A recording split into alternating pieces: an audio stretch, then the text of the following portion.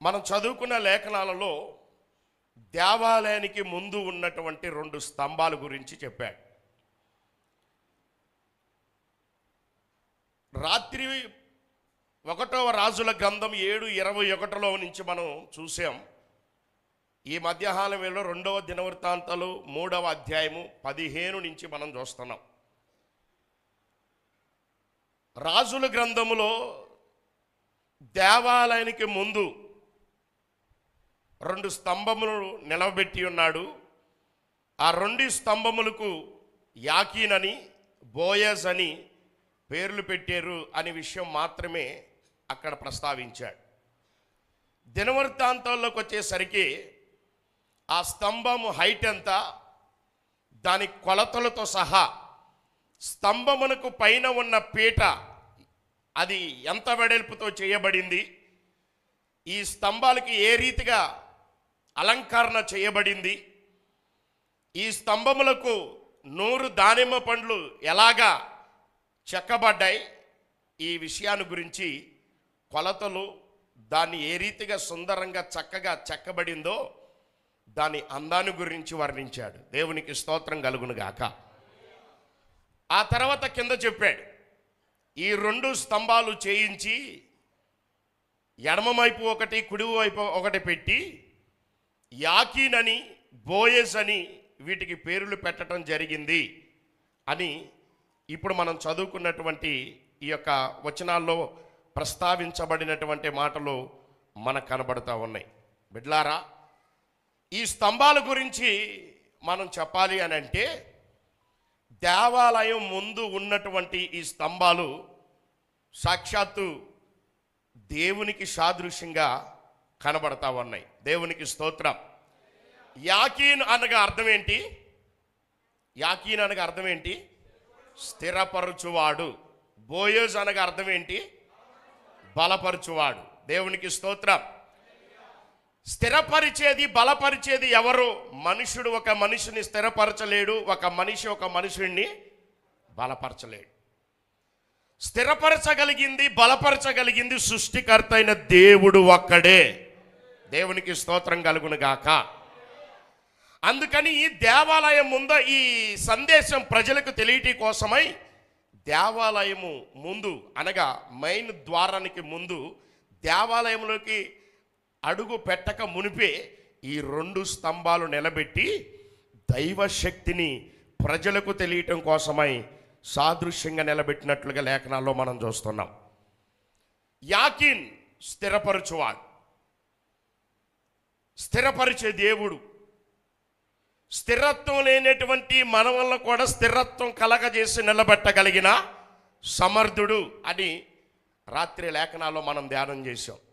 ఈరోజు ప్రత్యేకంగా దేవుడు ఈరోజు మనతో మాట్లాడబోయే విషయం మీద మనం ధ్యాస పెట్టి వాక్యాన్ని జాగ్రత్తగా ఆలకిద్దాం. ఈ స్తంభాలు దేవునికి సాదృశ్యంగా కనబడుతూ ఉన్నాయి. నిర్గమకాండంలో ఒక వచనాన్ని మనం చదువుకుందాం. చూడండి, మనందరికీ సుపరిచితమైనటువంటి మాటలు. నిర్గమకాండం 14వ అధ్యాయం. నిర్గమకాండం 14వ అధ్యాయం. అందరు బైబిల్ తెరిచి చూడండి. దేవుడు మనతో మాట్లాడదలుచుకున్నటువంటి విషయాన్ని, దేవుడు మనతో సంభాషణ చేయాలనుకున్నటువంటి విషయాన్ని ఒకసారి మనం ధ్యానం చేద్దాం. నిర్గమకాండం 13వ అధ్యాయము 21వ వచనాన్ని ఒకసారి మనం చదివి ఆ తర్వాత 14వ అధ్యాయంలోకి వెళ్దాం. 13వ అధ్యాయం నిర్గమకాండం 13వ అధ్యాయం 21వ వచనాన్ని ఒకసారి మనం చదువుదాం. వారు పగలు రాత్రియు ప్రయాణము చేయునట్లుగా యెహోవా త్రోవలో వారిని నడిపించుటకై పగటి వేళ మేఘస్తంభములోను వారికి వెలుగు ఇచ్చుటకు రాత్రి వేళ అగ్ని స్తంభములోను ఉండి వారికి ముందుగా నడుచుచూ వచ్చెను. ఆయన పగటి వేళ మేఘస్తంభమునైనను రాత్రి వేళ అగ్ని స్తంభమునైనను ప్రజల ఎదుట నుండి తొలగింపలేదు. బిగ్గరగా దేవునికి స్తోత్రం చెప్దాం. ఒకసారి బిగ్గరగా స్తపట్లు కొడుతూ ప్రభుని కనపరచాలి. ఒకసారి ఇశ్రాయేలు ప్రజల యొక్క చరిత్ర మనందరికీ బాగా తెలుసు. ఇశ్రాయేలు ప్రజలు ఐగుప్తులో స్థిరత్వం లేనటువంటి జీవితాన్ని వారు జీవిస్తున్నారు. ఐగుప్తులకు వెళ్ళి బానిసపు జీవితాన్ని వారు అలమటిస్తున్నట్టు మనం చూస్తూ ఉన్నాం. వారు ప్రార్థన చేయటం ప్రారంభించారు. ప్రభువా, ఈ వెట్టి చాకిరి మేము భరించలేకపోతున్నాం, ఈ వెట్టి పనులు మేము చేయలేకపోతున్నాం, దయచేసి మమ్మల్ని జ్ఞాపకం చేసుకొని ఈ వెట్టి చాకిరిలో నుంచి మమ్మల్ని విడిపించయ్యా, మాకు విముక్తిని కలుగచేయ్యా అని దేవునికి ప్రార్థన చేస్తుండగా దేవుడు వారి ప్రార్థన ఆలకించి ఐగుప్తు నుంచి పాలు తేనెలు ప్రవహించే దేశానికి నడిపించాలనుకొని దేవుడు ప్రణాళిక వేశాడు. దేవునికి స్తోత్రం కలుగును గాక. ప్రభువు మోషేను ఏర్పాటు చేసుకున్నాడు. మోషేను పంపించాడు. ఐగుప్తి రాజు దగ్గరికి వెళ్ళాడు, మాట్లాడాడు. దేవుడు పంపించమని చెప్తున్నాడు, ఆ ప్రజల్ని విడిపించు అని అడిగాడు. ఆయన హృదయం కఠినపరచబడటం వలన ప్రజలని పాలు తేనెలు ప్రవహించే దేశానికి నడిపించడానికి ఆయన ఇష్టపడలేదు. అద్భుతాలు జరిగించాడు, అద్భుతాలు చూశారు. ఆయన హృదయం కాఠినంలోనే ఉంది. ఎట్టకేలకు దేవుడు చివరి అద్భుతాన్ని చేసి ఇశ్రాయేలు ప్రజల్ని ఏ రీతిగా అయినా సరే స్థిరత్వం లేనటువంటి ఈ దేశంలో నా ప్రజలకి స్థిరత్వం కలిగిన దేశానికి నేను నడిపించాలి, కానానులకు వారిని నేను తీసుకెళ్ళాలి, పాలు తేనెలు ప్రవహించే దేశంలో నేను వారిని స్థిరపరచాలి అని దేవుడు ప్రణాళిక వేసి ఎట్టకేలకి ఐగుప్తిని విడిచి పాలు తేనెలు ప్రవహించే దేశానికి నడిపించడానికి దేవుడు సిద్ధపడి ఇశ్రాయేలు ప్రజలకి ఒక గొప్ప విముక్తిని కలగజేశాడు ఆయన. దేవునికి స్తోత్రం కలుగును గాక. దేవుడే సాక్షాత్తు వారి పక్షంగా నిలబడి ఐగుప్తు నుంచి పాలు తేనెలు ప్రవహించే దేశానికి నడిపించాలనుకున్నాడు. మార్గ మధ్యంలో వాళ్ళు ప్రయాణమై వస్తున్నారు. ప్రయాణమై వస్తున్నప్పుడు వీరు ప్రయాణమై వెళ్ళిపోతున్నారని ఐగుప్తి రాజు మరలా ఆలోచన చేసి ఏం చేశాడంటే, వెళ్ళిపోతున్నటువంటి ఈ ప్రజలను మరలా వెనక్కి తీసుకురావాలి అని తన సైన్యాన్ని పంపించి వెనకబడతా ఉన్నాడు. దేవుడు వారి పక్షంగా నిలబడ్డాడు. ప్రభువే సాక్షాత్తు వారి పక్షంగా నిలబడి ఇశ్రాయేలు ప్రజలు నడిపిస్తున్నాడు. ఇశ్రాయేలు ప్రజలు దేవుడిచ్చినటువంటి వాగ్దానాన్ని స్వతంత్రించుకోవడానికి, దేవుడు నేను మిమ్మల్ని దేశములు స్థిరపరుస్తా అని చెప్పినటువంటి ఆ దేశములకు వెళ్ళటానికి, దేవుడు ఏ దేశములకైతే ఇశ్రాయేలు ప్రజలను తీసుకెళ్లి స్థిరత్వాన్ని కలగజేస్తానని వాగ్దానం చేశాడో ఆ దేశములకి ఆ ప్రజలను నడిపించడానికి వారి పక్షంగా నిలబడి మార్గములు వారికి తోడయుండి నడిపించుకుంటూ తీసుకెళ్తున్నాడంట. దేవునికి స్తోత్రం. వెనకేమో శత్రువు వెంటాడుతూ ఉన్నాడు, వెనకేమో సైన్యం వెంటాడుతూ ఉంది, వెనకేమో శత్రు బలగాలు వెంటాడుతూ ఉన్నాయి. వెనక వీరిని మరలా పట్టి బంధించడానికి స్థిరముగా దేశానికి వెళ్ళిపోతారేమో, వారు వెళ్ళనివ్వకుండా, వారికి స్థిరత్వం లేనివ్వకుండా వీరిని వెట్టి చాకిరితో ఇబ్బందులు పెట్టాలని వెనక శత్రువు వెంటాడుతూ ఉన్నాడు. ఆ శత్రువుకు దొరకకుండా దేవుడే వారికి స్తంభముగా నిలబడి నడిపిస్తున్నాడంట. చప్పట్లు కొట్టి ప్రభుని కనపరచాలి. ఈరోజు దేవుడు నీతో మాట్లాడుతున్నాడు కదా, ఈరోజు దేవుడు నీతో సంభాషణ చేస్తున్నాడు కదా. దేవుని సన్నిధికి వస్తున్నప్పుడు, దేవుని పనిలో పాలిభాగస్తులు అవుతున్నప్పుడు, దేవుని పరిచరులు పరిచారకులుగా మీరు నిర్మింపబడి ఆయన పనిలో పాలిభాగస్తులు అవ్వటానికి, ఆయన పనిని చేయటానికి ముందుకు వస్తున్నటువంటి సమయాలలో వెనక అపవాదన సాతానే మన శత్రువు. అపవాదన సాతాను నీకు శోధనలు, ఇరుకులు, ఇబ్బందులు కలగజేసి వాడు నేను వెనక్క లాగాలని, ప్రభువులో ముందుకు వెళ్ళనీయకుండా, పరిచర్యలో ముందుకు వెళ్ళనీయకుండా, దేవుని సన్నిధానంలోకి వెళ్ళనీయకుండా, దేవుని పనిలో పాలిభాగస్తులు అవనీయకుండా, ఆత్మీయతలోకి వెళ్ళనివ్వకుండా, పరిశుద్ధతలోకి వెళ్ళనీయకుండా, నీతిలోకి వెళ్ళనీయకుండా, ప్రార్థన జీవితంలోకి నిన్ను వెళ్ళనీయకుండా అపవాదన సాతాను నీ వెనకబడి నిన్ను పట్టుకోవటానికి చూస్తున్నాడేమో. అపవాదైనటువంటి సాతాను ప్రార్థనలో ఎదుగుదల అవనీయకుండా వెనక లాగుతున్నాడేమో. అపదన సాతానుడు నేను ఆత్మీయతలో బలపడనివ్వకుండా ఇదిగో లోకాశలు, నేత్రాశలు, శరీరాశలు, జీవపు డంబం, ఈ లోక కోరికలు అపదన సాతాను నీ వెనకబడి నీకు ఆలోచన కలిగించి వెనక్కి నిన్ను లాగుతున్నాడేమో. అలనాడు ఇశ్రాయేలు ప్రజలు దేవుడు స్తంభముగా నిలబడినప్పుడు ఆ స్తంభం వైపు చూసి ఇశ్రాయేలు ప్రజలు కొనసాగిపోవునట్లుగా ఇదిగో వెనుక వస్తున్న శత్రు వైపు చూడక, వెనక వస్తున్నటువంటి శత్రు బలగాల వైపు చూడక, వెనక వస్తున్నటువంటి ఆ శత్రు సమూహం వైపు చూడక ముందుకు ఏ రీతిగా అయితే దేవుడు వారి మధ్య స్తంభముగా నిలబడి ముందుకు ఆత్మీయంగా వారి వెళ్ళాల్సినటువంటి ఆ ప్రయాణం, వారు వెళ్ళాల్సినటువంటి స్థిరంగా జీవించాల్సినటువంటి, స్థిరముగా ఉండాల్సిన ఆ దేశం వెళ్ళటం కోసం ఏ రీతిగా ముందుకు తీసుకెళ్ళి దేవుడు నడిపించున్నాడో ఈరోజు దేవుడు నీకు కూడా వెనుకొస్తున్న శ్రమలు, వెనుకొస్తున్న బాధలు, వెనుకొస్తున్నటువంటి శత్రు సమూహముగా పిలువబడుతున్న అపవాదన సాతాను పెట్టేటువంటి ఈ యొక్క శోధనలకు మీరు భయపడక, వాటి వైపు చూడక ఇదిగో స్తంభముగా నిలబడినటువంటి దేవుని వైపు చూస్తూ మీ ఆత్మీయ జీవితాన్ని ముందుకు తీసుకెళ్ళాలి. మీరు దేవునికి స్తోత్రం. రెండు చేతులు ఎత్తి స్తోత్రం చెప్దాం. బిగ్గరగా దేవునికి స్తోత్రాలు చెప్దాం. సాతానుడు ముందుకెళ్ళకుండా ఆపుతాడు. సాతానుడు ప్రార్థనలో బలపడనీయకుండా వెనక ఏం చేస్తాడంట? రకరకాల ఆలోచన తలంపులు పెడతాడు. చాలామంది సాక్ష్యం చెప్తుంటారు, చాలామంది మాతో మాట్లాడుతూ ఉంటారు. ప్రార్థన చేసుకోవాలనుకుంటుంటే ఇదిగో రకరకాల ఆలోచనలు వచ్చేస్తున్నాయి, ప్రార్థన చేయలేకపోతున్నాను. సన్నిధికి వచ్చి దేవుని వాక్యాన్ని విని బలపడదాం అనుకుంటుంటే రకరకాల తలంపులు వచ్చేస్తున్నాయి. ఇదిగో ఆత్మీయతలో బలపడలేకపోతున్నాను, విశ్వాసములో నడవలేకపోతున్నాను, ఇదిగో ప్రార్థనలో నిలబడలేకపోతున్నాను అని చెప్తా ఉంటారు కదా. ఇదిగో ఈరోజు దేవుడు నీతో మాట్లాడుతున్నాడు కదా. నువ్వు ముందుకెళ్ళాలనుకున్నప్పుడు, దేవుని వైపు చూడాలనుకున్నప్పుడు, సన్నిధిలో బలపడాలనుకున్నప్పుడు, ఆత్మీయతలో ఎదుగుదల అవ్వాలనుకున్నప్పుడు, విశ్వాసంలో బలపడాలనుకున్నప్పుడు అపవాదన సాతానుని ఆత్మీయ జీవితాన్ని ముందుకు వెళ్ళనీయకుండా దెబ్బతీయటానికి చూస్తాడు. వాడు ముందుకు వెళ్ళనీయకుండా దెబ్బతీయటానికి చూస్తాడు. ముందుకు కొనసాగనీయకుండా నిన్ను పాడు చేయాలని చూస్తాడు. ముందుకు వెళ్ళనీయకుండా నేను ఇబ్బందులు పెడతానికి చూస్తాడు. ఎందుకో తెలుసా? నువ్వు ముందుకు వెళితే వాడి మీద శక్తిని పొందుకుంటావు. నువ్వు ముందుకు వెళితే అపవాది మీద బలాన్ని నువ్వు పొందుకుంటావు.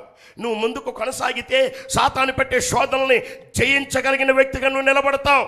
అందుకని వాడిని ఎక్కడ నువ్వు జయిస్తావోనని, సాతాను ఎక్కడ జయించి తొక్కేస్తావోనని వాడు ఏం చేస్తాడో తెలుసా? నిన్ను విశ్వాసములకు తీసుకెళ్ళనీయకుండా నీ వెనక శత్రువు వలె వాడు పడుతుంటాడు.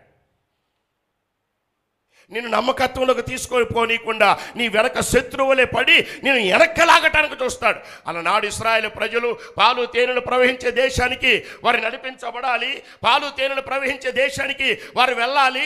పాలు తేనెలు ప్రవహించే దేశంలో వెళ్ళి స్థిరస్థాయిగా వారు అక్కడ నిలబడాలి. వారిని ఏం చేయాలనుకున్నాడో తెలుసా? వాళ్ళు స్థిరంగా నిలబడటానికి వీల్లేదు. వాళ్ళు ఆ దేశంలోకి వెళ్ళి స్థిరంగా పాతుకుపోతారు కాబట్టి, స్థిరంగా అక్కడే ఉంటారు కాబట్టి, వారు వెళ్ళిపోతే ఇక మనకు పనిచేసే వాళ్ళు ఎవరు ఉంటారని ఈ శత్రువు వారిని వెళ్ళనీయకుండా, వారిని పోనివ్వకుండా అడ్డుపడి ఏ రీతిగానే సరే వారి ఆటంకపరిచి వెనక్క లాగాలని చూశాడు. కానీ నా దేవుడు స్తంభముగా నిలబడి వారిని నడిపించాడు. చప్పట్లు కొట్టి ప్రభుని కనపరచాలి. దగ్గరగా చప్పట్లు కొట్టాలి. దేవునికి స్తోత్రం చేద్దాం. మరొకసారి దగ్గరగా దేవునికి స్తోత్రాలు చెప్దాం. హల్లెలూయా. మరొకసారి ప్రభుని కనపరుద్దాం. హల్లెలూయా. ఇదిగో ఈ రోజు దేవుడు నిన్ను కూడా బలపరచడానికి సిద్ధంగా ఉన్నాడు. అపవాది సాతాను రకరకాల ఆలోచనలు, తలంపులు ఆత్మీయతలో బలపడనీయకుండా, విశ్వాసంలోకి ముందుకెళ్ళనీయకుండా, ఆయన పరిచర్యలో పాలిభాగస్తులవనీయకుండా ఎన్నో రకాలైన ఆటంకాలు నీ వెనుక నుండి నీకు పెట్టి నిన్ను మరలా లోకంలోకి, పాపంలోకి, శాపంలోకి లాగాలని వాడు చూస్తున్నాడు. అయితే వాడు వైపు చూడక మన కోసం స్తంభముగా నిలబడిన ఆ దేవుని వైపు చూసి ఓపికతో మనం ముందుకు కొనసాగిపోవాలంట. దేవునికి స్తోత్రం. ముందుకు కొనసాగిపోవాలి. వెనుకున్న వాటిని మరిచి ముందున్న వాటి కోసం మీరు ఏం చేయాలంట? పరిగెత్తాలి అని అన్నాడు. దేవునికి స్తోత్రం కలుగును గాక. వెనక ఏముంది? శాపం ఉంది. వెనక ఏముంది? పాపం ఉంది. వెనక ఏముంది? బాధ ఉంది. వెనక ఏముంది? వెట్టి చాకిరి ఉంది. వెనక ఏముంది? వారి ప్రాణాలు విసుకపోయే పరిస్థితి ఉంది. వెనక ఏముంది? క్షేమము లేదు. అయితే ఆ వెనక వైపు చూడక ఈరోజు మన ముందున్న దేవుని వైపు చూస్తూ మన ఆత్మీయ జీవితాన్ని ముందుకు కొనసాగించుకుందుముగాక. దేవునికి స్తోత్రం చెప్దామా? దగ్గరగా రెండు చేతులు ఎత్తి ప్రభుని కనపరుద్దాం. హల్లెలూయా. మరోసారి దేవునికి స్తోత్రం చెప్దాం. హల్లెలూయా. అలనాడు ఇశ్రాయేలు ప్రజలు పాలు తేనెలు ప్రవహించే దేశానికి వారు నడుస్తూ ఉన్నప్పుడు, శత్రు సమూహం వెనక ఎదురైనప్పుడు, వస్తున్నప్పుడు, శత్రువు వెనక వెంటాడుతున్నప్పుడు, శత్రువు వారిని పోనివ్వకుండా ఇక్కడే వారికి స్థిరత్వం లేకుండా చేయాలని చూస్తున్నప్పుడు, దేవుడి వారి పక్షంగంట 40 సంవత్సరాలంట 40 సంవత్సరాలు దేవుడి వారి పక్షంగా నిలబడి పగలు మేఘస్తంభముగాను రాత్రి అగ్నిస్తంభముగాను నిలబడి వారిని క్షేమంగా తీసుకెళ్ళాడంట. దేవునికి స్తోత్రం కలుగును గాక. ఈరోజు నా దేవుడు నీవు స్థిరమైనటువంటి దేవుని వైపు స్థిరమైన విశ్వాసంతో, స్థిరమైన భక్తితో, స్థిరమైన నిరీక్షణతో స్థిరముగా ఆయన వైపు నువ్వు చూడగలిగితే, స్థిరముగా ఆయన వైపు నువ్వు నడవగలిగితే, అలనాడు ఇశ్రాయేలు ప్రజల పక్షంగా నిలబడిన దేవుడు ఈరోజు మన పక్షం కూడా, మనందరి పక్షము కూడా పగలు మేఘస్తంభంగా రాత్రి అగ్నిస్తంభంగా నిలబడి క్షేమంగా నడిపించగలిగిన సమర్థుడు మనం ఆరాధిస్తున్నటువంటి మన దేవుడు. చప్పట్లు కొట్టి ప్రభుని కనపరచాలి. ఇశ్రాయేలు ప్రజలు అరణ్యములో క్షేమంగా వెళ్ళటానికి గల కారణం, ఇశ్రాయేలు ప్రజలు వారి ప్రయాణాన్ని ప్రశాంతంగా కొనసాగించడానికి గల కారణం ఎవరంటే, వారి అండబలం కాదు, వారి కండబలం కాదు, వారికున్నటువంటి బంధుమిత్రుల బలగం కాదు, వారి పక్షంగే దేవాతి దేవుడే పగలు మేఘస్తంభంగా రాత్రి అగ్నిస్తంభంగా నిలబడి ఆయన స్థిరపరుస్తూ బలపరుస్తూ నడిపించాడంట. దేవునికి స్తోత్రం కలుగును గాక. దేవాలయం ముందు నిలబడినటువంటి 2 స్తంభాలు, ఒకటి యాకీను, 2 బోయాజు. యాకీన్ అనగా స్థిరపరచువాడు, బోయాజ్ అనగా బలపరచువాడు. 2 స్తంభముల మధ్యలో నుండే దేవాలయములకు అడుగు పెట్టాలి. అలనాడు ఇశ్రాయేలు ప్రజలు కూడా ఈ 2 స్తంభముల మధ్యలో నడిచారట. ఈ 2 స్తంభముల మధ్యలో వారు ప్రయాణం చేశారు. ఈ 2 స్తంభముల మధ్యలో వారు నివసించారు. ఈ 2 స్తంభముల మధ్యలోనే వారి యొక్క ప్రయాణాన్ని జరిగించినట్లుగా లేఖన భాగాల్లో చూడగలుగుతా ఉన్నాం. ఈ 2 స్తంభాలు, పగలు మేఘ స్తంభం, రాత్రి అగ్ని స్తంభం, ఈ 2 స్తంభాలు స్థిరపరిచే దేవుడు ఆయనే, బలపరిచే దేవుడు ఆయనే. శత్రు భయము నుంచి విడుదల కలగజేసి ధైర్యాన్ని స్థిరపరిచాడు ఆయన. దేవునికి స్తోత్రం కలుగును గాక. శత్రు సమూహము నుంచి వారిని విడిపించి, ఇదిగో నేను ఉన్నాను అని చెప్పి ధైర్యపరిచి, స్థిరపరిచి, బలపరిచి నడిపించిన సర్వశక్తిమంతుడు ఆయన. దేవునికి స్తోత్రం. ఈరోజు మనల్ని కూడా ఆయన స్థిరపరిచి, బలపరిచి నడిపించగలిగినటువంటి సమర్థుడు, మనం నడిపించగలిగినటువంటి సమర్థుడు ఆయన. శోధనలో బడి వెళుతున్నప్పుడు, బాధల్లో బడి వెళుతున్నప్పుడు, రుగ్మతుల్లో బడి వెళుతున్నప్పుడు, భయంకరమైన దురవస్థలో బడి మనం వెళుతున్నప్పుడు, అపాయకరమైన పరిస్థితుల్లో నువ్వు ఉన్నప్పుడు, మరణకరమైన పరిస్థితుల్లో నువ్వు ఎదుర్కొన్నప్పుడు, మరణపు అంచుల్లో నుండి కూడా నిన్ను రక్షించగలిగిన సమర్థుడు ఎవరైనా ఉన్నారా అని అంటే, పగలు మేఘస్తంభమై రాత్రి అగ్ని స్తంభమై నిన్ను స్థిరపరిచి బలపరచగలిగిన సర్వశక్తిమంతుడు నజరేయుడైన యేసుక్రీస్తు. దేవునికి స్తోత్రం. 2 చేతులెత్తి స్తోత్రాలు చెప్పాలి. ఆ దేవుని ఒకసారి మనం అందరం కలిసి గణపరుద్దాం. హల్లెలూయా. ఇశ్రాయేలు ప్రజలంట వారు ఆ పగల మేఘస్తంభం రాత్రి అగ్నిస్తంభం మధ్యలో వారు నడుస్తున్నప్పుడు, వారు ప్రయాణం చేస్తున్నప్పుడు పగల మేఘస్తంభం రాత్రి అగ్నిస్తంభం ఈ స్తంభాల యొక్క మధ్యలో, ఈ స్తంభాల యొక్క సహాయంతో దేవుడే వారి పక్షంగా సాక్షాత్తు మేఘస్తంభంగా అగ్నిస్తంభంగా నిలబడి వారు నడిపిస్తుంటేనంట ఆ మహిమలో వారు నడుస్తున్నప్పుడు వారు పొందుకున్న ఆశీర్వాదం ఏంటో తెలుసా? వారు పొందుకున్న దీవెనేంటో తెలుసా? ఈ 2 స్తంభాలు వారిని క్షేమంగా నడిపిస్తుంటేనంట, ఈ 2 స్తంభాలు వారిని క్షేమంగా తీసుకెళ్తుంటేనంట వారు పడిన బాధలు మర్చిపోయారంట. దేవునికి స్తోత్రం. వారి పడిన కష్టాలు మర్చిపోయారట. వారు ఎదుర్కొన్నటువంటి స్థితిగతులన్నీ కూడా మర్చిపోయారట. వారు పొందినటువంటి భయంకరమైన దురవస్థలు కూడా మర్చిపోయారట. ఇది మరిచిపోవటానికి గల కారణం ఏంటి అని అంటే, దేవుడు వారి పక్షంగా ఎలా నిలబడ్డాడంట? 2 స్తంభాల వలె, పగలు మేఘస్తంభం రాత్రి అగ్నిస్తంభమై నిలబడటం వల్ల వారు అంతకు ముందు పొందిన బాధను అంతటిని మర్చిపోయారు. దేవునికి స్తోత్రం చెప్పండి. దగ్గరగా చెప్పాలి హల్లెలూయా. మనం కూడా అప్పుడప్పుడు బాధలకు గురవుతుంటాం, కుటుంబంలో శోధనలకు గురవుతుంటాం. భర్త వల్ల భార్యకు వచ్చే శోధనలు, భార్య వల్ల భర్తకు వచ్చే శోధనలు, బిడ్డల వల్ల తల్లిదండ్రులకు వచ్చే శోధనలు, తల్లిదండ్రుల వల్ల బిడ్డలకు వచ్చేటువంటి శోధనలు. నా యజమానుడు తాగి మమ్మల్ని శోధిస్తున్నాడయ్యా అని చెప్పేటువంటి వారు చాలామంది ప్రపంచంలో కనబడుతున్నారు. నా బిడ్డలు తాగి వారి బంగారు లాంటి జీవితాన్ని, భవిష్యత్తుని ఆగం చేసుకుంటున్నారయ్యా అని చెప్పేటువంటి వారు చాలామంది ఉన్నారు. ఇదిగో నీ కుటుంబంలో ఎలాంటి పరిస్థితులు ఎదురవుతున్నాయా? ఇలాంటి పరిస్థితులు నువ్వు ఎదుర్కొంటున్నావా? ఇదిగో నా దేవుడు చెప్తున్నాడు కదా, నువ్వు సమస్యల వైపు చూడొద్దు, ఆ బాధల వైపు చూడొద్దు, కుటుంబంలో ఎదురవుతున్నటువంటి ఆ శోధన వైపు చూడొద్దు. నువ్వు ఎవరి వైపు చూస్తావంటే స్తంభముగాల నాడు నిలబడిన ఆ దేవుని వైపు చూసి నీ ఆత్మీయ జీవితాన్ని ముందుకు తీసుకెళ్ళి ప్రార్థన చేసి ప్రభువుకి అప్పగించగలిగితే ఆ దేవుడే ప్రతి సమస్య నుంచి విడిపించి దాటించగలిగిన సమర్థుడు ఆయన. స్తోత్రాలు చెప్దామా? మరొకసారి 2 చేతులు ఎత్తి స్తోత్రాలు చెప్పాలి. నిద్రపోయే వాళ్ళకి మెలకు వచ్చేటట్టు స్తోత్రం చెప్పండి. ఇట్లా చెప్తే రాదు. నిద్రపోయే వాళ్ళకి మెలకు వచ్చేటట్టు స్తోత్రాలు చెప్పాలి. ఇలా చెబితే ఇంకా రాదు. నిద్రపోయే వాళ్ళకి మెలకు వచ్చేటట్టు ఒకసారి బిగ్గరగా దేవునికి కనపరుద్దామా? ఇంకొంచెం స్వరమెత్తి దేవునికి స్తోత్రం చెప్దాం. ఇంకొంచెం స్వరమెత్తి ప్రభుని కనపరుద్దాం. ఒకసారి బిగ్గరగా చప్పట్లు కొడుతూ ప్రభుని కనపరుద్దాం. హల్లెలూయా, హల్లెలూయా. ఇప్పుడు జాగ్రత్తగా, దేవుడు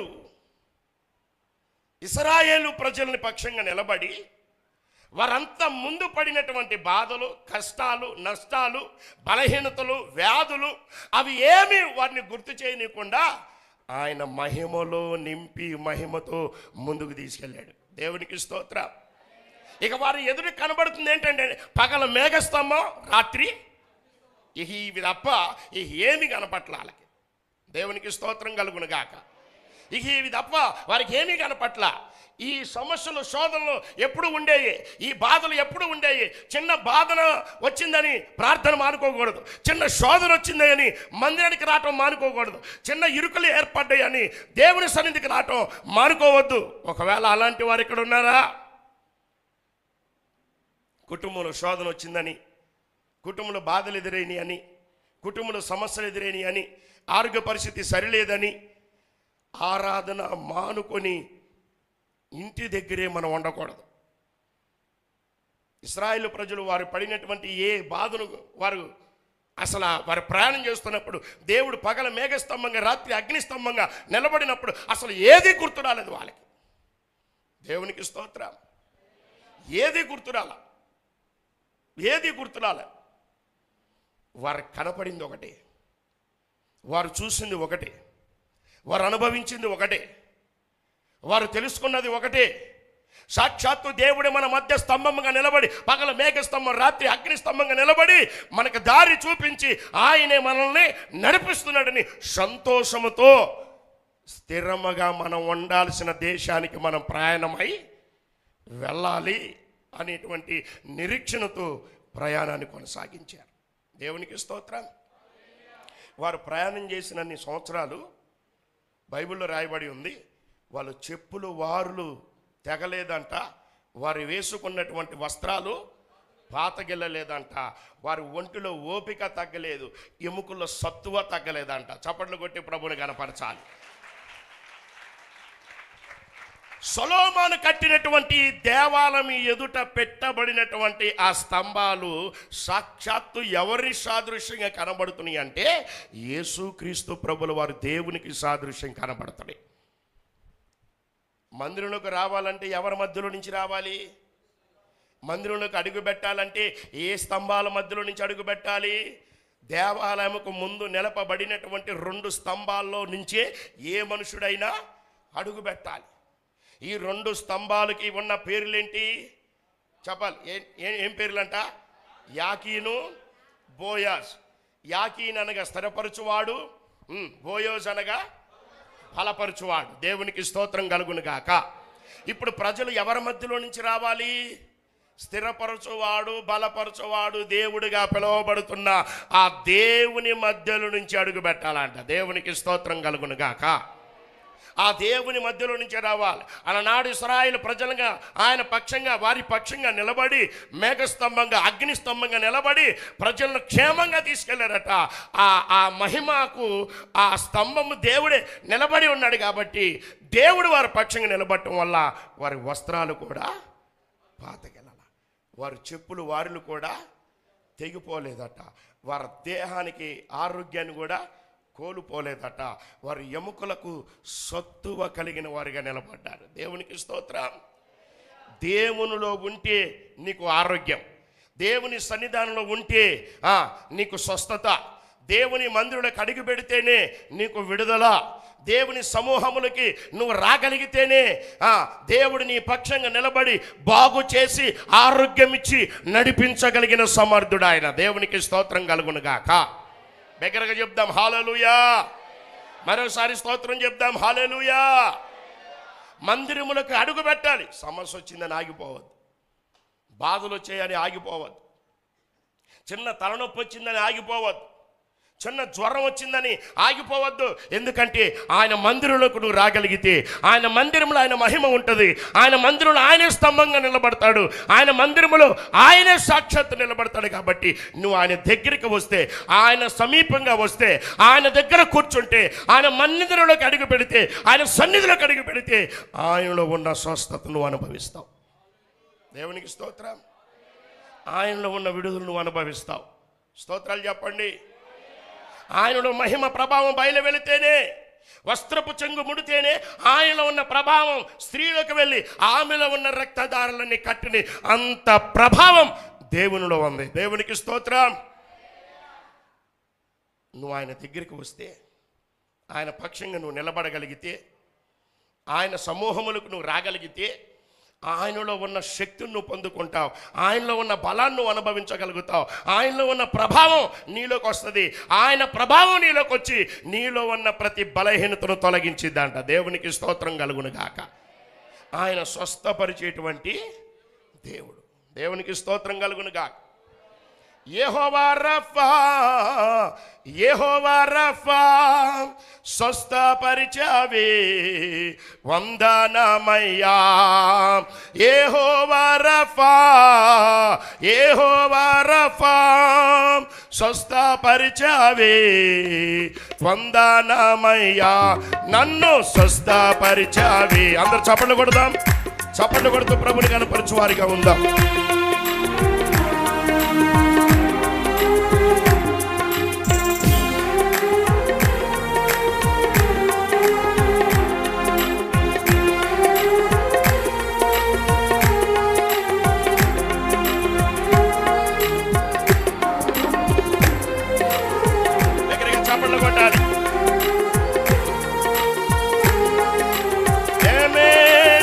ఆరాధనా ఆరాధనా ఆరాధనా ఆరాధనా ఆరాధనా. అందరూ చేతులు పైకి లేపి చప్పట్లు కొట్టండి. ఆరాధనా ఆరాధనా ఆరాధనా. అందరూ చేతులు పైకి ఎత్తి చప్పట్లు కొడదాం. ఆరాధనా ఆరాధనా ఆరాధనా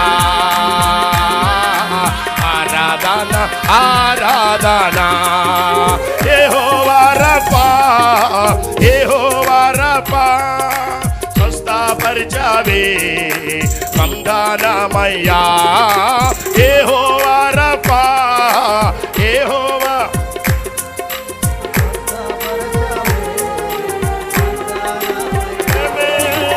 స్వస్థపరిచావే వందనమయ్యా నన్ను స్వస్థపరిచావే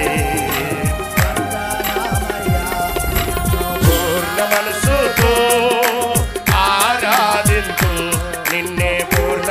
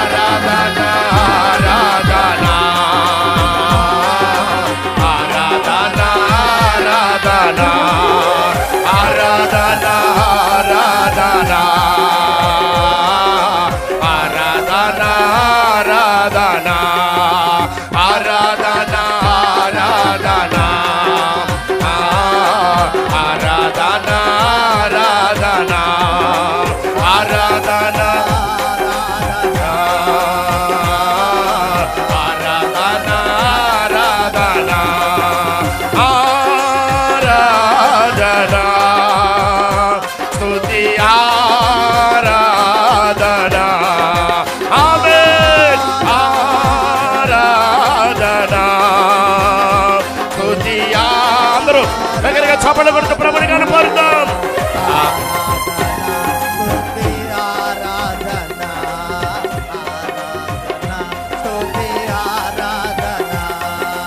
ఆరాధనా స్తుతి ఆరాధనా ఆరాధనా స్తుతి ఆరాధనా నీవే కదాన ఆరాధనా నీవే కదా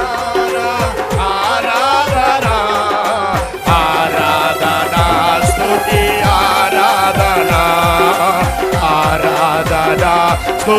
ఆరాధనా ఆరాధనా స్తుతి ఆరాధనా అందరూ బిగ్గరగా ఆరాధన చేద్దాం. హల్లెలూయా హల్లెలూయా హల్లెలూయా రియాల రబా బాబా షేకెరెందెల రబా బాబా రియాల రబా హోందెల గటల రబా బాబా షేకెరెంగె రియాందల రబా బాబా అందరూ బిగ్గరగా ప్రభుని కనపడదాం. దేవుని ఆత్మ మన మధ్యకు దిగి వచ్చినట్లుగా దేవుని పరిశుద్ధాత్మ శక్తితో మనం తాకునట్లుగా రియాల రబా బాబా రికెరెందెల రబా బాబా ఆమేన్ ఆమేన్. ఇదిగో దేవుడు తన ఆత్మతో మనల్ని దర్శిస్తున్నాడు. దేవుని అభిషేకం మన ముందుకు దిగి వస్తుంది. పొందుకో యేసు నామములో. హల్లెలూయా హల్లెలూయా హల్లెలూయా హల్లెలూయా రిబాలా రబా బాబా షేకెరెందెల రబా బాబా దేవుని ఆత్మ మనల్ని దర్శిస్తుంది. దేవుని ఆత్మను దర్శించినట్లుగా దేవుడి తన మేఘ స్తంభాన్ని మన మధ్య నిలిపినట్లుగా అగ్ని స్తంభముతో మన మధ్య నివసించినట్లుగా హల్లెలూయా హల్లెలూయా ప్రభుని కనపడతాం ప్రభుని కనపడతాం. హల్లెలూయా దేవుని ఆత్మశక్తితో తాకబడును గాక. పరిశుద్ధాత్మ శక్తి ఒక్కొక్కరి మీద ఉరాలును గాక. హల్లెలూయా హల్లెలూయా హల్లెలూయా. ఇదిగో పరిశుద్ధాత్మ దేవుడు పావురు వలె మన మధ్య సంచరిస్తున్నాడు. మేఘస్తంభం వలె మన మధ్య సంచరిస్తున్నాడు. అగ్నిస్తంభం వలె మన మధ్య నిలబడతానని వాగ్దానం చేస్తున్నాడు ఆయన. హల్లెలూయా హల్లెలూయా హల్లెలూయా.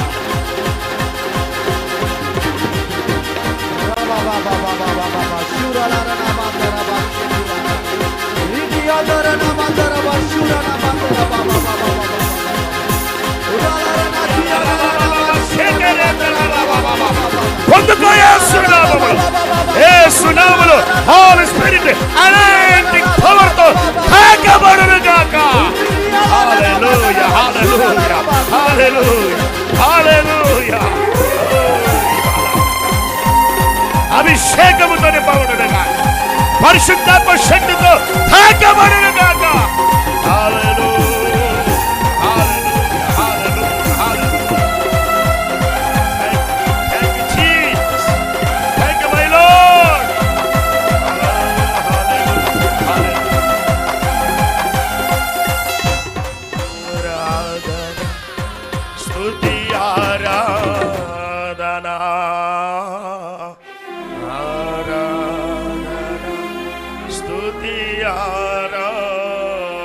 అందరు రెండు చేతులు పైకి లేపుదాం. అందరు రెండు చేతులు పైకి లేపి చెప్దాం. అందరు నాతో పాటు చెప్పండి. నీవే కదా నా ఆరాధన, నీవే కదా నా ఆరాధన,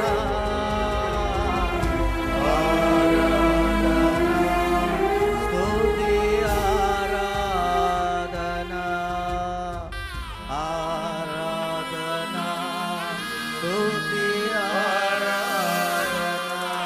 దగ్గరగా చప్పట్లు కొడుతూ ప్రభుని కనపడతాం. దగ్గరగా దగ్గరగా దగ్గరగా చప్పట్లు కొడుతూ ప్రభుని స్తుతిద్దాం.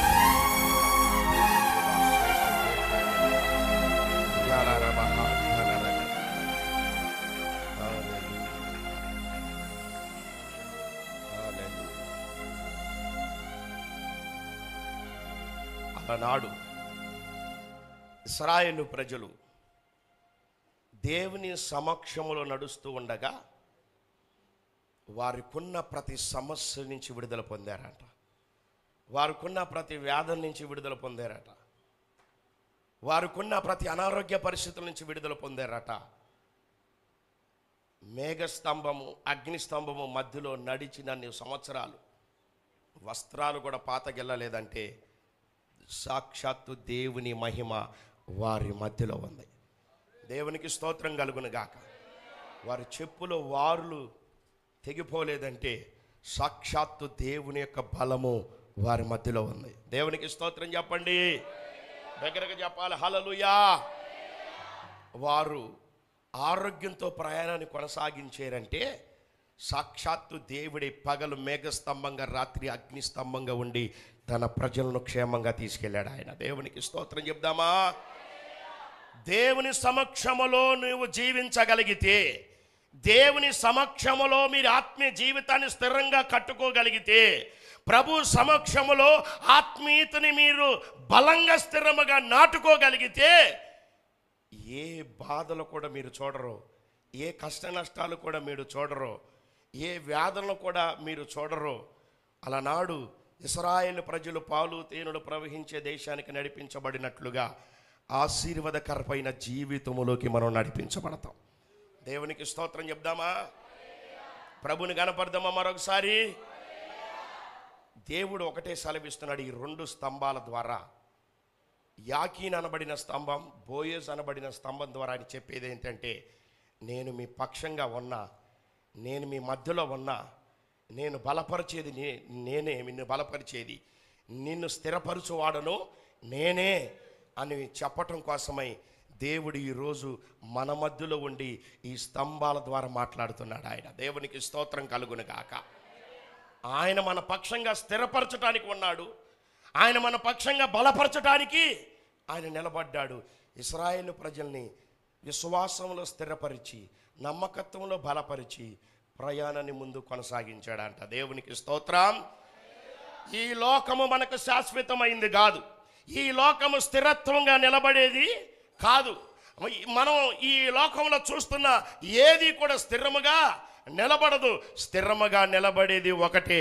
అలనాడు ఇశ్రాయేలు ప్రజలు పాలు తేనెలు ప్రవహించే దేశానికి నడిపించబడినట్లుగా మనకు స్థిరంగా నిలబడేది ఏంటంటే, నూతన యెరూషలేముగా పిలువబడుతున్న ఆ పరలోక పట్టణమే మనకు స్థిరంగా నిలబడేది. దేవునికి స్తోత్రం చెప్దామా. ఈ పంచభూతములన్నీ మిక్కటమైన వేండ్రముతో లయమైపోయినప్పుడు స్థిరముగా నిలబడేది సంఘం. ఆ సంఘం స్థిరముగా ఎక్కడ నిలబడిద్దంటే, దేవుడు మన కోసం కడుతున్నటువంటి నూతన యెరూషలేమే, ఆ సంఘమే, పరలోక రాజ్యమే స్థిరంగా నిలబడింది. దేవునికి స్తోత్రం కలుగును గాక. నెంబర్ 1 మనం నేర్చుకోవాల్సింది ఏంటంటే,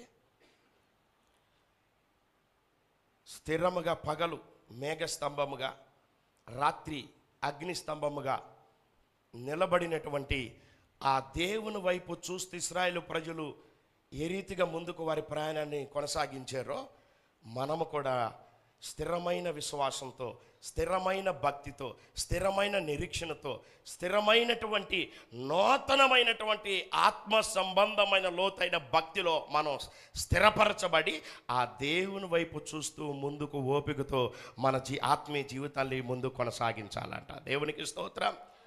చూడండి, తిమోతికి రాసినటువంటి పత్రికలో ఒక మాటను మనం ధ్యానం చేద్దాం. తిమోతికి రాసినటువంటి పత్రిక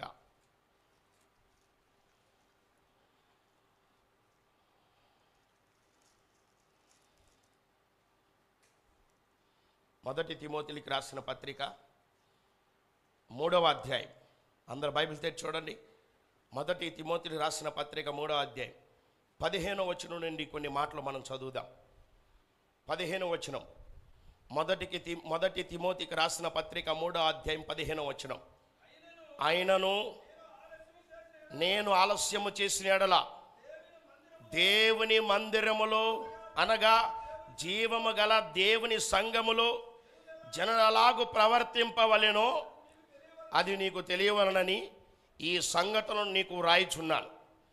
ఆ సంఘము సత్యమునకు స్తంభమును ఆధారమునై ఉన్నది. బిగ్గరగా చప్పట్లు కొట్టి ప్రభుని కనపరచండి ఒకసారి. తిమోతికి రాసినటువంటి పత్రికలో ఇదిగో దైవజనుడైనటువంటి పౌలు గారు రాస్తున్నాడు కదా, తిమోతికి హెచ్చరిక చేస్తున్నాడు, తిమోతితో మాట్లాడుతూ రాస్తున్నాడు. ఇదిగో ఏమంటున్నాడు, దేవుని మందిరములు అనగా జీవము కలిగిన దేవుని సంఘములు జనులు ఎలాగ ప్రవర్తింపవలనను, జనులు ఎలాగ జీవించాలో అది నీకు తెలియాలి. తెలియటం కోసం ఈ సంగతులు రాస్తున్నానని చెప్పి ఆ సంఘము సత్యమునకు స్తంభమును ఆధారమై ఉన్నది అని అంటాడు. దేవునికి స్తోత్రం కలుగునుగాక. సంఘం ఎలా ఉండాలంట? లేకపోతే సంఘములో ఉన్నటువంటి నీవు ఎలా ఉండాలంట? చెప్పాలి. ఎలా ఉండాలంట? సత్యమునకు ఆధారమైన స్తంభముగా నిలబడాలంట. దేవునికి స్తోత్రం చెప్పండి. దేనికి ఆధారమైన స్తంభంగా నువ్వు నిలబడాలి? సత్యమునకు ఆధారమైన స్తంభముగా మీరు నిలబడాలంట. దేవునికి స్తోత్రం. క్రైస్తవుడు ఎప్పుడు కూడా సత్యంగా ఉండాలి, సత్యంగా జీవించాలి. మాట అవునంటే అవును, కాదంటే కాదు. మన మాట ఎప్పుడు సత్యంగా ఉండాలి. సంఘములో అపొస్తలుడైన పౌలు తిమోతికి హెచ్చరిక చేస్తూ రాస్తున్న మాట ఏంటంటే, ఆ సంఘం ఎలా ఉందంట? సత్యమును ఆధారం చేసుకున్న స్తంభముగా నిలబడిందంట. దేవునికి స్తోత్రం కలుగునుగాక. మన సంఘము కూడా ఈరోజు ఎలా ఉండాలి? సంఘంలో జీవిస్తున్న నీవు, సంఘములకు వస్తున్న నీవు ఎలా ఉండాలంటే సత్యమును ఆధారం చేసుకుని ఒక స్తంభముగా నిలబడాలంట. దేవునికి స్తోత్రం. సత్యమైన స్తంభముగా నువ్వు నిలబడాలి. దేవునికి మహిమ కలుగునుగాక. సంఘములో నీ ఆత్మీయ జీవితాన్ని ఎలా కట్టుకోవాలంటే, నీ ఆత్మీయ స్థితిని ఎలా కట్టుకోవాలంటే, దేవుడే మేఘస్తంభంగా అగ్నిస్తంభంగా స్తంభముగా పోల్చబడి ఉన్నాడు. ఆయన బిడ్డలైనటువంటి వారిని కూడా ఎలాగా ఉండాలని కోరుకున్నాడంటే స్తంభముగా ఉండాలని కోరుకున్నాడు. అది ఏ స్తంభం అంట? సత్యం అనేటువంటి స్తంభం అంట. దేవునికి స్తోత్రం కలుగునుగాక. సత్యం అనేటువంటి స్తంభాన్ని ఆధారం చేసుకుని నిలబడే వ్యక్తులుగా యేసుక్రీస్తు నామములో మీరు నిలబడుదురుగాక. సంఘములో సత్యవంతులుగా నిలబడుదురుగాక. సంఘములో సత్యమనే స్తంభముగా మీరు కట్టబడి బలపరచబడి స్థిరపరచబడుదురుగాక. బిగ్గరగా చప్పట్లు కొట్టి ప్రభుని కనపడదాం ఒకసారి. ప్రభు సెలవిస్తున్నాడు కదా, మీరు ఉంటున్నటువంటి ఈ సంఘములో, మీరు ఉంటున్నటువంటి ఈ మినిస్ట్రీలో స్థిరస్థాయిగా స్థిరముగా నిలబడే స్తంభాలుగా, సత్యమైన స్తంభాలుగా మీరు మార్చబడాలని ప్రభు సెలవిస్తున్నాడు. సంఘములో ప్రతి విశ్వాసి ఒక స్తంభముగా నిలబడిపోవాలంట. దేవునికి స్తోత్రం. స్తంభం అనేది కదిలిద్దా? మాట్లాడరేంటి? స్తంభం అనేది కదిలిద్దా? ఒక గుంజ, ఒక కడ్డి మనం భూమిలో పాతేమనుకోండి, ఆ కడ్డి గాలి వచ్చినప్పుడు కదిలిద్దా లేదా? గుంజ, కడ్డి, ఒక చెట్టు నుండి వేరు చేసిన గుంజ కర్ర ఉంటుంది కదా, అది భూమిలో పాతినప్పుడు గాలి వచ్చినప్పుడు కదిలిద్దా? కదలదా? కదులుతుంది కదా. కడ్డీకు బదులు ఒక స్తంభాన్ని తీసుకొచ్చి నిలబెడితే ఆ స్తంభం గాలి వచ్చినప్పుడు కదిలిద్దా? చెప్పాలి. గాలి వచ్చినప్పుడు కదిలిద్దా? సంఘములో కూడా నువ్వు ఎలా నిలబడాలంటే, శోధన వచ్చినా, బాధ వచ్చినా, వ్యాధి వచ్చినా, అనారోగ్యం వచ్చినా, మరణకరమైన పరిస్థితులు ఎదురైనా సంఘములో కదలకుండా, జడియకుండా, భయపడకుండా సంఘములో స్థిరమైన స్తంభముగా విశ్వాసిగా స్థిరపరచబడాలి. దేవునికి స్తోత్రం కలుగునుగాక. నీకు ఎన్ని శోధనలు వచ్చినా దేవునిలో స్థిరపరచబడి నువ్వు నిలబడాలంట. దేవునికి స్తోత్రం చెప్పండి. స్తంభము కదిలేది కాదు, అర్థమవుతుందా? స్తంభము కదలదు. ఒకవేళ భూకంపం వచ్చినా కానీ భూమి అటు ఇటు కంపించినా కానీ ఆ స్తంభం ఎక్కడి నుంచి అయితే అది లోతులో నుంచి అయితే వచ్చిందో ఆ లోతు దగ్గరికి ఆ వైబ్రేషన్ వెళితే అప్పుడు కాస్త కదిలి ఒరిగిద్దే కానీ పగిలిపోయే లక్షణం దానికి లేదు. దేవునికి స్తోత్రం కలుగునుగాక.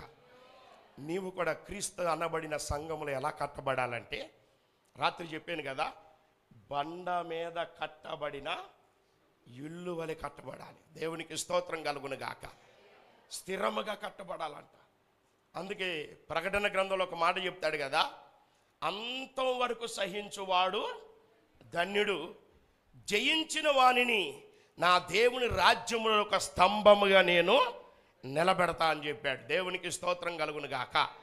ప్రభు రాజ్యంలో నువ్వు ఎలా నిలబడాలని ప్రభు కోరుకుంటున్నాడంటే ఒక స్తంభముగా నిలబడాలని కోరుకుంటున్నాడు ఆయన. దేవునికి స్తోత్రం కలుగునుగా. భూమి మీద ఉన్నటువంటి స్తంభాలన్నీ పడిపోతాయి, లయమైపోతాయి. పరలోకంలో ఉన్నటువంటి స్తంభాలు లయమయ్యేవి కాదు. ఆ లయమో అనేటువంటి ఆ స్థలములో స్థిరమైన స్తంభంగా నువ్వు కట్టబడగలిగితే, స్థిరపరచబడగలిగితే ఇక అక్కడి నుంచి అది కదిలించటానికి ఎవరికి కూడా అధికారం అనేది లేదంట. నువ్వు ఎక్కడ స్తంభంలో స్థిరపరచబడాలంటే మొదట ఈ భూమి మీద సంఘములో స్థిరపరచబడాలి. రెండోదిగా మనం ఆలోచన చేస్తే పరలోక రాజ్యములో స్తంభముగా నువ్వు స్థిరపరచబడాలి. దేవునికి స్తోత్రం చెప్పండి ఒకసారి. అందుకే కీర్తనకారుడు అంటాడు 51వ అధ్యాయం 10వ వచనంలో ఒక మాటను తెలియజేస్తున్నాడు. చూడండి, కీర్తన గ్రంథం 51వ అధ్యాయం 10వ వచనం అంటాడు, దేవా నా యందు శుద్ధ హృదయము కలుగు చేయుము, నా అంతరంగములో స్థిరమైన మనసు నూతనంగా పుట్టించుము అని అంటాడు. చాలామందికి స్థిరమైన మనస్తత్వం ఉండదు, చాలామందికి మనసు స్థిరంగా ఉండదు, చాలామందికి మనసు గలిబిలైపోతుంటుంది. మనసు స్థిరత్వం లేకుండా కొన్ని రోజులు ప్రభువులోను, కొన్ని రోజులు లోకంలోను. మనసు స్థిరత్వం లేకుండా ఆత్మీయ జీవితం ఎలా ఉంటుందంటే అటు పాపము కావాలి, ఇటు పరిశుద్ధత కావాలి అన్నట్టు చూస్తారు. మనసు స్థిరత్వం లేకుండా ఇటు వచ్చి నాకు యేసుక్రీస్తు ప్రభు కావాలి, ఆడకెళ్తే మరొక దేవుడు కావాలి అన్నట్టుగా మనసు స్థిరత్వం లేకుండా జీవిస్తుంటారు. దావీదు భక్తుడు అంటాడు, ప్రభుని అడుగుతున్నాడు, ప్రభు సన్నిధిలో ఉండి ఆయన దేవుణ్ణి బ్రతిలాడుతున్నాడు, దేవా నా యందు శుద్ధాహృదయము కలుగజేయము, నా అంతరంగములో స్థిరమైన మనసు నూతనముగా పుట్టించు. స్థిరమైన మనసు కోసం ప్రార్థన చేశాడు. స్థిరమైన మనసు ఉండాలని ప్రార్థన చేశాడట. స్థిరమైన మనసు కావాలని మొరపెడుతున్నాడట. మనసు స్థిరంగా ఉండాలని ప్రార్థన చేస్తున్నాడట. ప్రపంచంలో మానవులకి మనసు స్థిరంగా ఉండదు. మనసును ఆధీనపరుచుకోలేనటువంటి వారు, పాపంలో పడిపోయిన వారు చాలామంది ఉన్నారు. దేవుని సన్నిధిలోకి వస్తున్నామంటే, దేవుని బిడ్డగా ముద్రించబడి ఉన్నావంటే, ఆయన సన్నిధిలో పాలిభాగస్థులైన విశ్వాసుగా నువ్వు పిలువబడుతున్నావంటే మొదట నీ మనసు స్థిరముగా కట్టబడాలి. దేవునికి స్తోత్రం చెప్పండి.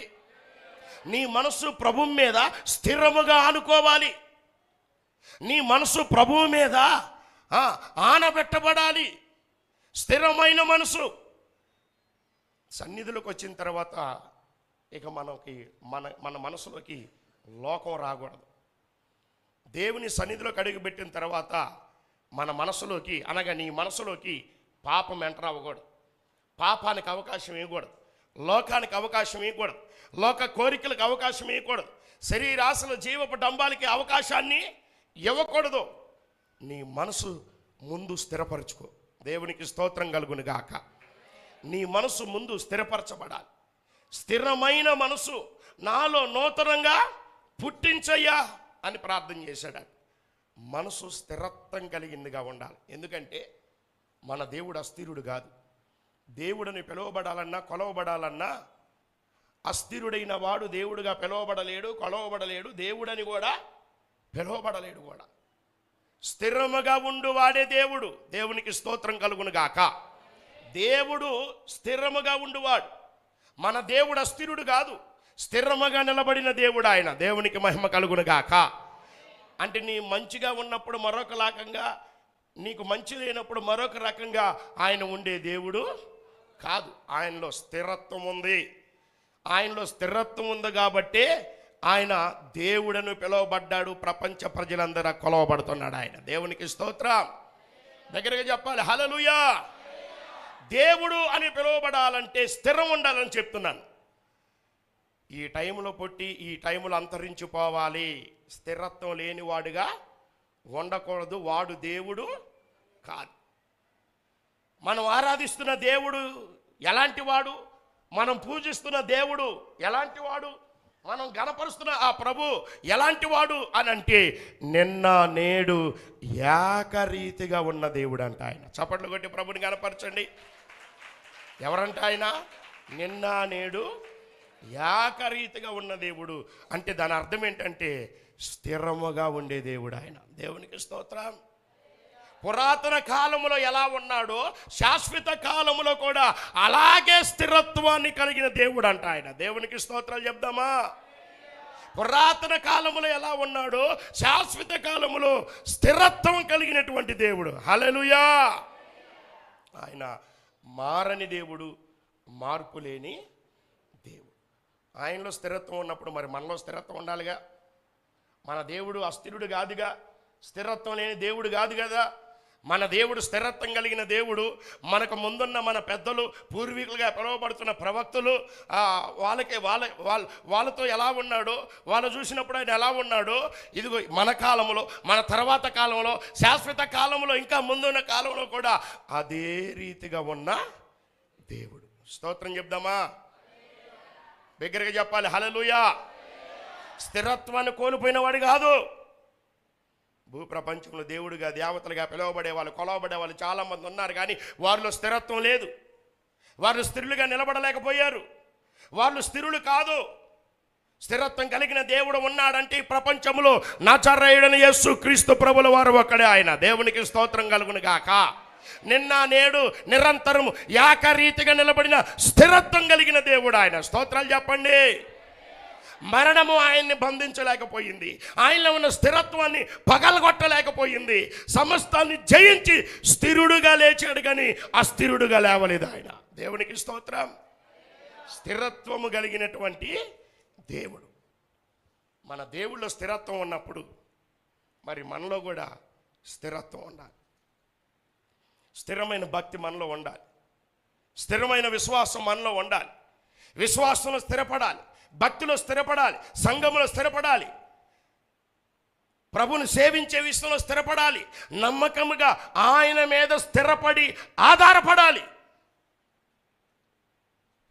దేవుని వాక్యములో భక్తులే ఉన్నారంటే, దేవుని వాక్యములో ప్రభు యొక్క భక్తులు ఏమని ప్రభు గురించి మాట్లాడారంటే, ఏది ఏమైనా మరణమగునంత వరకు ఆ దేవుని నుండి నన్ను ఎవరు విడదీయలేరు, ఎడబాపలేరు అని చెప్పారు. దేవునికి స్తోత్రం కలుగును గాక.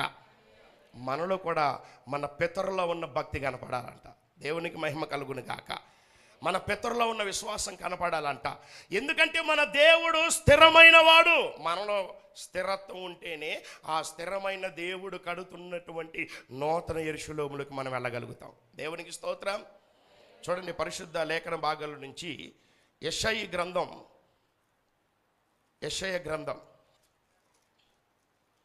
28వ అధ్యాయం. యెషయా గ్రంథం 28వ అధ్యాయం 16వ వచనం చూడండి ఒకసారి. ప్రభువగు యెహోవా ఇలాగు సెలవిచ్చుచున్నాడు, సియోనులో పునాదిగా రాతిని వేసిన వాడును నేనే. అది పరిశోధింపబడిన రాయి, అమూల్యమైన తలరాయి, బహు స్థిరమైన పునాది అయిన మూలరాయి అయి ఉన్నది. విశ్వసించువాడు కలవరపడడు. చప్పట్లు కొట్టి ప్రభుని కనపరచండి ఒకసారి. యెషయా భక్తుడు రాస్తున్నాడు కదా, ప్రభువుకు యెహోవా ఎలాగూ సెలవిచ్చాడు, సియోనులో పునాదిగా రాతిని వేసిన వాడును నేనే, అది పరిశోధింపబడిన రాయి, అమూల్యమైన తలరాయి, బహు స్థిరమైన పునాది అయిన మూలరాయి అయి ఉన్నది అని అన్నాడు. దేవునికి స్తోత్రం కలుగును గాక. సియోనులో మన దేవుడంట స్థిరముగా ఒక పునాది రాయి వేశాడంట. అది స్థిరమైనది, దానిని ఎవడు కదలచలేడు, దాన్ని ఎవడు పడగొట్టలేడు. దేవుడు స్థిరముగా ఉండటం కోసమై సియోనులో పునాది రాయి వేశాడు. దేవునికి స్తోత్రం చెప్పండి, బిగ్గరగా చెప్పాలి హల్లెలూయా. అందుకే యెషయా భక్తుడి చేత ఈ మాటను రాయించాడు, సియోనులో పునాది రాయిని నేనే అని చెప్పి మాట్లాడాడు. ఇదిగో స్థిరముగా ఉండుటకు ఆ రాయి వేయబడిందట. ఆయన స్థిరమైన దేవుడు అని కూడా లేఖనాల్లో రాయబడుతుంది. దేవునికి మహిమ కలుగును గాక. సంఘమంతా కూడా సియోనులో పునాది రాయి వేయబడిన సంఘములకు చేర్చబడాలి. దేవునికి స్తోత్రం. మీ భాషలో అర్థమయ్యే రీతిలో చెప్పాలంటే మనమందరం కూడా ఇక్కడ స్థిరమైన విశ్వాసులుగా, భక్తిపరులుగా మలచబడి, బలపరచబడి పరలోక రాజ్యములు స్థిరమైన వ్యక్తులుగా మనం నిలబడాలంట. దేవునికి స్తోత్రం చెప్పండి బిగ్గరగా. చూడండి, యెషయా గ్రంథం 54వ అధ్యాయం 14వ వచనంలో ఒక మాట చెప్తాడు చూడండి. నీవు భయపడనక్కరలేదు. యెషయా గ్రంథం 54వ అధ్యాయం 14వ వచనం. నీవు భయపడనక్కరలేదు. నీవు నీతి గల దానివై స్థాపించబడుదువు. రెండు చేతులెత్తి స్తోత్రం చెప్తారా? సంఘములో నువ్వు ఎలా స్థాపించబడాలంట? చెప్పాలి. సంఘములో ఎలా స్థాపించబడాలంట? నీతి గల దానివై నువ్వు స్థాపింపబడాలంట. దేవునికి స్తోత్రం కలుగును గాక. పరలోక రాజ్యం పోవాలంటే ఎవరు పోతారు పరలోక రాజ్యం? నీతిమంతులు వెళ్తారా, పాపులు వెళ్తారా? చెప్పాలి. నీతిమంతులు వెళతారా, పాపులు వెళతారా? నీతిమంతులే. అందుకే అంటాడు, నీతి గల దానివై నీవు స్థిరపరచబడాలంట. దేవునికి స్తోత్రం కలుగును గాక. అవినీతి వదిలేయాలి, అవినీతి మాటలు వదిలేయాలి, అవినీతి బ్రతుకుని విడిచిపెట్టాలి, అవినీతి నడత, అవినీతి ప్రవర్తన, అవినీతి మాటలన్నింటినీ విడిచిపెట్టి నీతి గల దానివై నిలబడాలి. దేవునికి స్తోత్రం కలుగును గాక. నీతి కలిగిన సంఘముగా మన సంఘము నిలబడును గాక. నీతిని కాపాడుకున్న సంఘముగా మన సంఘం బలపరచబడును గాక. నీతి కలిగిన మహిమ సంఘముగా యేసు నామములో స్థిరపరచబడును గాక. స్తోత్రం చెప్దామా? రెండు చేతులు ఎత్తి స్తోత్రాలు చెప్దాం. హల్లెలూయా. మరోసారి రెండు చేతులు ఎత్తి ప్రభుని కనపరుద్దాం. హల్లెలూయా. నీతి గల దానివై ఉండండి, నీతి గలవారవై మీరు ఉండండి అని పరిశుద్ధాత్మ దేవుడు ఈరోజు మీతో హెచ్చరిక చేస్తున్న మాటలు మనకు కనబడుతున్నాయి. చూడండి, 2వ తిమోతికి రాసిన పత్రిక 2వ అధ్యాయం, 2వ తిమోతి రాసిన పత్రిక 2వ అధ్యాయం 19వ వచనాన్ని ఒకసారి మనం చదువుదాం. అయినను దేవుని యొక్క స్థిరమైన పునాది నిలకడగా ఉన్నది, ప్రభు తన వారిని ఎరుగును అనునదియు, ప్రభువు నామమును ఒప్పుకొను ప్రతి వాడును దుర్నీతి నుండి తొలగిపోవలెను అనునదియు దానికి ముద్రగా ఉన్నది. చాలు. ఈ లేఖనాల్లో ప్రభు చెప్తున్న మాట ఏంటంటే, దేవుడి గురించి చెప్తున్నాడు, ప్రభు గురించి సెలవిస్తున్నాడు. అయినను దేవుని యొక్క స్థిరమైన పునాది ఎలా ఉంటుందంట? చెప్పాలి. ఎలాగుంటుందంట? నిలకడగా ఉంటుంది. ఆయన నిలకడగలిగిన దేవుడు. ఆయన వేసినటువంటి ఆ పునాది నిలకడగా ఉంది. ఆయనే నిలకడ కలిగిన దేవుడిగా పిలువబడుతున్నాడు. మరి ఆయన బిడ్డగా ముద్రింపబడిన మీరు, ఆయన సంఘముగా పిలువబడుతున్న మీరు, ముందు మీలో నిలకడ ఉందా? నిలకడ కలిగి భక్తి చేస్తున్నారా? నిలకడ కలిగి మీరు నిలబడగలుగుతున్నారా?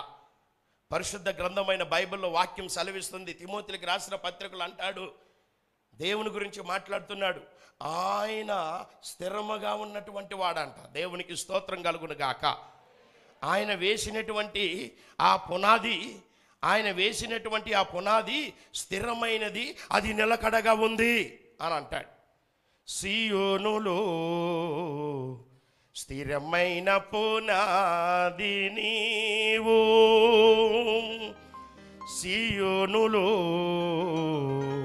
స్థిరమైన పునాది నీవు, నీ మీదేనా జీవితము అమర్చుకున్నావు, నీ నీదేనా జీవితము అమర్చుచున్నావు. సీయోనులో స్థిరమైన పునాది నీవు. స్తోత్రం చెప్తాం అందరం కలిసి. హల్లెలూయా, హల్లెలూయా. నా దేవుడు పాపము నుండి, శాపము నుండి, దుర్నీతి నుండి, అపవిత్రత నుండి నిన్ను వేరు చేసి ఆయన రక్తములు కడుక్కొని ఆయన సంఘములు స్థిరపరచుకొని నిన్ను ఎక్కడ పెట్టాలంటున్నాడంటే సియోనులో స్థిరమైన పునాదిలో నిలబెట్టాలనుకుంటున్నాడు ఆయన. స్తోత్రం చెప్పండి బిగ్గరగా. ఈ లోకంలో ఎవడు శాశ్వతంగా ఉండడు.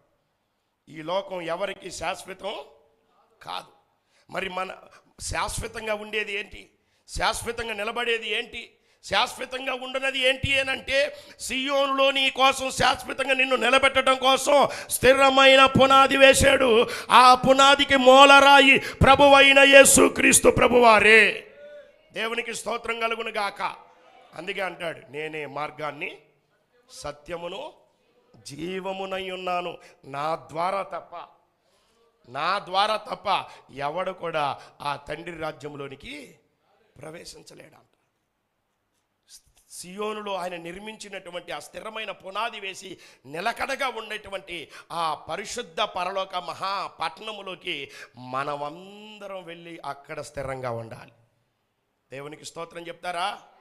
బిగ్గరగా చెప్పాలి హల్లెలూయా. అక్కడికి వెళ్ళటం కోసం అందరిని పిలుస్తున్నాడు. ప్రయాసపడి భారం మోసుకుంటున్న సమస్త జనులారా రండి నా యొద్దకి, నేను ఏమి ఇస్తానంటున్నాడు చెప్పాలి, విశ్రాంతినిస్తానంటున్నాడు ఆయన.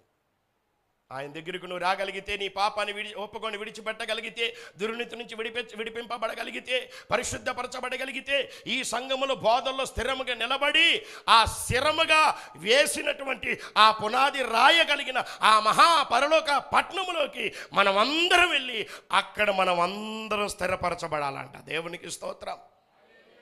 ఈ స్థిరమైన పరిశుద్ధ పట్నంలోకి మనం వెళ్ళి స్థిరముగా అక్కడ నివసించుదుముగాక. ఆ స్థిరమైన పరలోక పట్నములకు వెళ్ళగలిగిన అర్హత కలిగిన సంఘముగా దేవుడు స్థిరముగా మన భక్తిని బలపరచునుగాక. మనమందరం ప్రార్థనలు విశ్వాస జీవితంలో ఒక స్తంభాల వలె నిలబడి ఆ పరలోక పట్నములో కూడా ఒక స్తంభం వలె మనమందరము నిలబడదుముగాక. బిగ్గరగా చప్పట్లు కొడదాం ఒకసారి, బిగ్గరగా చప్పట్లు కొడదాం. దేవుడు మన కోసం కడుతున్నటువంటి, మన కోసం నిర్మిస్తున్నటువంటి, మన కోసం నిలకడగా వేసినటువంటి ఆ పునాదులు కలిగిన ఆ మహాపరలోక పట్టణంలోకి వెళ్ళటం కోసమై మనలందరినీ కూడా దేవుడు ఒక స్తంభం వలె నిలబడమంటున్నాడు. మనం అందరం ఆయన సన్నిధిలో స్తంభాల వలె నిలబడాలంట. ఆయన సన్నిధిలో సత్యమునకు ఆధారమైన స్తంభముగా మనం నిలబడాలి. పాపానికి ఆధారమైన స్తంభంగా ఉండకూడదు. చాలామంది అంటారు కదా, ఇదిగో ఈడు పాడవటానికి గల కారణం అండి, ఇదిగో ఈడే మూల స్తంభం అంటారు. ఈ కుటుంబం పాడవటానికి గల కారణం ఇదిగో పలానా వాళ్ళే మూల స్తంభం. పాపములో స్తంభాలుగా పిలువబడుతున్నారు, లోకంలో స్తంభాలుగా పిలువబడుతున్నారు. కానీ మరి సత్యములో సంఘములో సత్యం అనే స్తంభముగా మీరు నిలబడగలుగుతున్నారా? సంఘములో స్థిరమైన విశ్వాసిగా ఒక స్తంభముగా మీరు కట్టబడగలుగుతున్నారా? సంఘములో నిలకడగా ఉండేటువంటి సంఘముగా మీరు నిలబడగలుగుతున్నారా? నిలకడ ప్రాముఖ్యమైంది భక్తిలో. నిలకడ లేకపోతే దేవుని కార్యాలు చూడలేరు. నిలకడ లేకపోతే దేవుని అద్భుతాలు మీరు పొందలేరు. అందుకని ముందు మనం ఒక స్తంభముగా కట్టబడాలంట, ఒక స్తంభముగా నిలబడి. ఎందుకంటే మన దేవుడు ఏమన్నాడు తెలుసా? నీకు శ్రమ వచ్చినా, శోధన వచ్చినా, ఇరుకు వచ్చినా, ఇబ్బంది వచ్చినా, ఏది ఎదురైనా నేనున్నా నిన్ను స్థిరపరచడానికి. భక్తిలో ప్రార్థనలో స్థిరపరచడానికి నేనున్నా, నాలో కట్టబడటానికి నేనున్నా. నేను స్థిరపరచువాడును. నీకు సమస్య వచ్చినప్పుడు, భయం ఎదురైనప్పుడు బలపరచువాడును నేనే. నీవు నా స్థిరత్వాన్ని, నా బలాన్ని జ్ఞాపకం చేసుకొని నీ ఆత్మీయ జీవితాన్ని ముందుకు నీవు తీసుకువెళ్ళు అని ప్రభు హెచ్చరిక చేస్తున్నాడు. మొదటగా మనం స్తంభాలుగా నిలబడదాం, నిలకడగలిగిన స్తంభాలుగా. సత్యమయకు స్తంభాలుగా, పరిశుద్ధతకు నిలబడేటువంటి స్తంభాలుగా మనం నిలబడి ఆ పరలోక పట్టణములోకి వెళ్ళి అక్కడ కూడా స్తంభముగా నిలబడేవారిగా మన జీవితాలు ప్రభు సిద్ధపరచునుగాక. ఆ పరలోక మహాపట్నం స్వతంత్రించుకునే అర్హత కలిగిన వారిగా దేవుడు మనల్ని అందరినీ బలపరచునుగాక. ప్రార్థన చేద్దాం. దయచేసి అందరూ తలలు వంచండి.